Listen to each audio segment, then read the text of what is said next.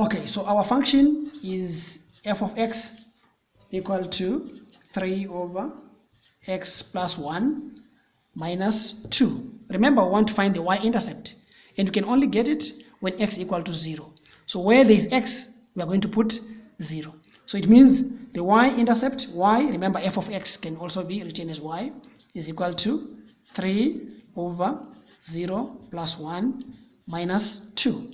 And once you get here, most of the learners, we encourage you to just use a calculator, put this information in a calculator, then you get your answer straight away.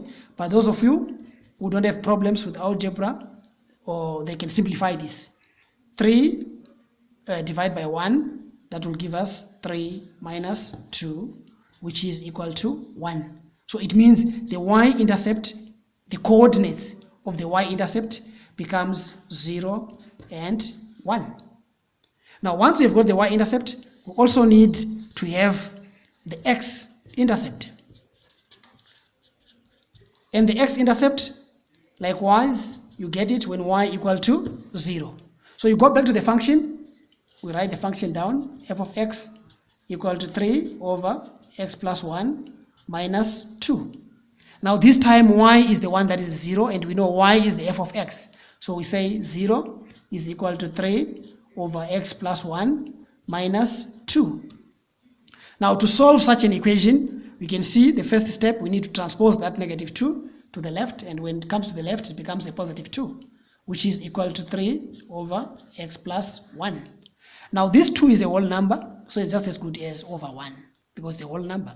Now we can do our cross multiplication.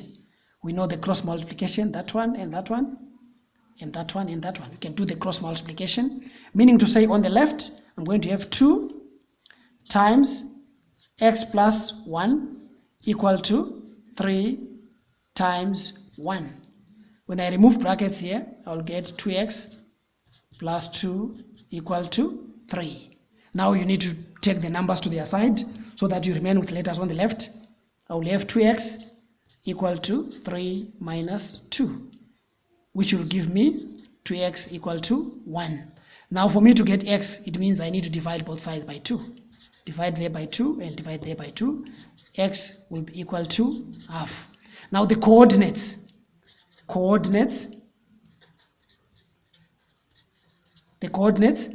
of the x-intercept will be half. Remember, always start with the x coordinate, and the y is 0. So what we have now, we must go back to the first video that we had. We now have the asymptotes, and we now have the x-intercept as well as the y-intercept. If you look again at the function, there is a 3, it's a positive 3, meaning to say if a is greater than 0, which is positive, we must know that the graph must be in the first as well as in the third quadrants. In the first as well as in the third quadrant. If a was less than 0, negative, it means we're going to get the graph in the second and fourth quadrants, right? Now with that information, we can now sketch the graph. And when we sketch the graph, you must remember, it's a sketch, but we must label everything correctly. We must label everything correctly. There is our graph. That is our x-axis, and that one represents our y-axis. We now have the x-axis and we have got the y-axis. Now with that information, we need to go back to the asymptotes. Remember, we said asymptotes, x equal to negative 1. So I will say my x equal to negative 1 is here. And let's use a broken line for the asymptote so that we won't confuse ourselves.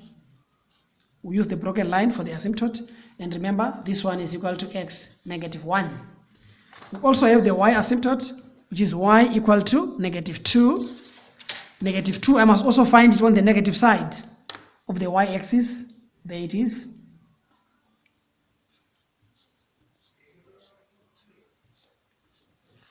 The asymptote here is y equal to negative 2. Now, if you look very closely, before I do anything, my Cartesian plane is well labeled. I have labeled properly. Y-axis, x-axis, my asymptotes, everything is very, very clear. But now if you look at the asymptotes, they meet somewhere, and they meet here. Now where the asymptotes meet, if you check, it's like now we have this as the first quadrant, that one as the second, that one as the third, and that one as the fourth quadrant. That is coming from the intersection of the two asymptotes, right? Now with that information, we can now go back to our intercepts. We remember we agreed that the y-intercept was 0, 1. There is our 0, and 1 is somewhere there. So this point becomes 0, 1, which is the y-intercept. Now the x-intercept, we got half 0. See, from the origin here, half is somewhere here, is somewhere there. So that point becomes half and 0. Now with that, those 2 points that we have, we can now sketch our graph. Meaning to say the graph will go like this, pass through those 2 points, approach the asymptote, but will never touch the asymptote, but it will just approach, just like that.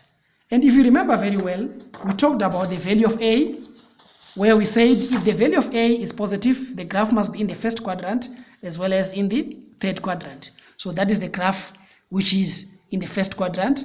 Now the other one must be in the third quadrant. So if you look at this distance from this new origin that we have here, you must also maintain the same distance there. So it means my other graph will look like that one. Also approaching the asymptote, but will never touch the asymptote. Yes, so that is the graph of our function, hyperbolic function, f of x equal to 3 over x plus 1 minus 2. Thank you very much.